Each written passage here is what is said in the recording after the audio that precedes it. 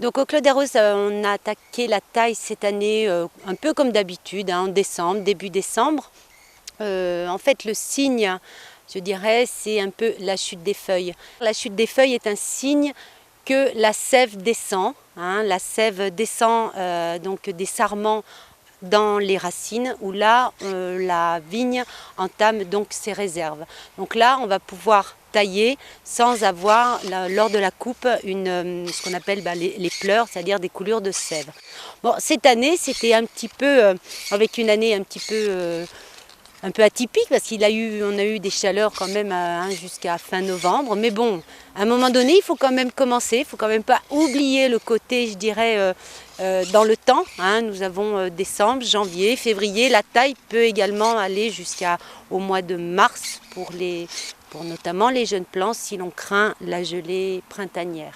Le but de la taille, c'est bien entendu c'est d'établir sa charge, de gérer sa charge pour la récolte de l'année d'après. C'est également reformer sa vigne, puisque une vigne, si vous la laissez aller, elle va monter, elle va monter, elle va monter. Donc le but du jeu, c'est de lui redonner une forme logique. On associe la taille, il y a le fait de tailler et d'enlever les sarments, parce que bien sûr il faut les enlever, ces sarments, pour les évacuer, soit les broyer, soit les brûler, les réintégrer, enfin bon bref, ça c'est une autre technique.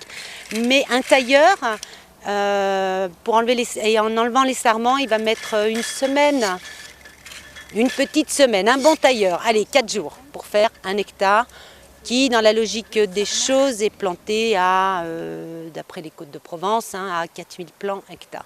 Une bonne semaine, voilà, tailler et tirer les sarments. C'est bien sûr variable, puisque vous avez des vignes très faciles, notamment, bon là, en ce moment, nous sommes dans les Mourvèdres, et c'est très facile, un port droit, on voit bien les choses.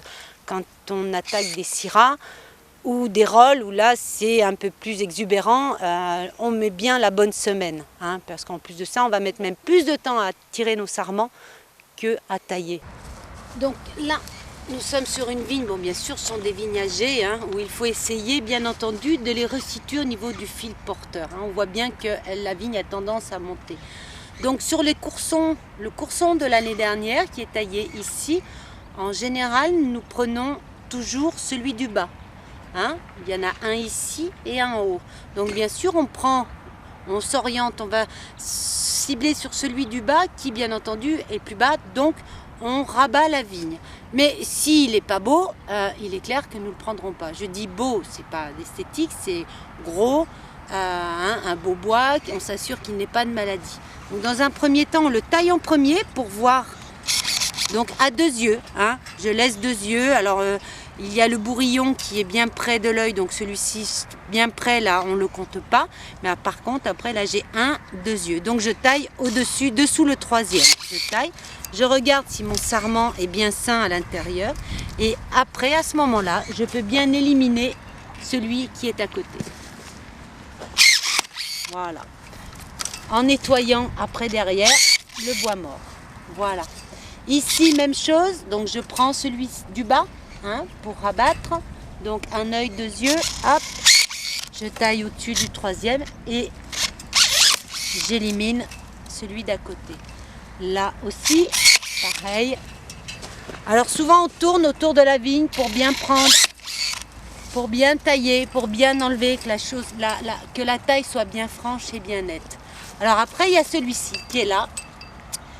Pourquoi pas, puisque la charge est de 1, 2, 3 coursons. La vigne, étant donné qu'elle est assez vigoureuse de par la grosseur des bois, on peut se permettre encore d'en laisser un 4e là derrière. Ce qui fait une charge donc de 8 coursons taillés à 2 yeux, ça fait 8 œils. Voilà, on peut en laisser des fois 5, c'est rare. Généralement, j'en laisse toujours. Et là, j'oublie pas de nettoyer. Voilà, donc on a rabattu, on a respecté la charge, on a rabattu à la fois aussi, si on a l'énergie, mais là c'est pas facile, de nettoyer, d'éliminer petit à petit le bois mort. Mais ça bien sûr on le fait avec le sécateur électrique.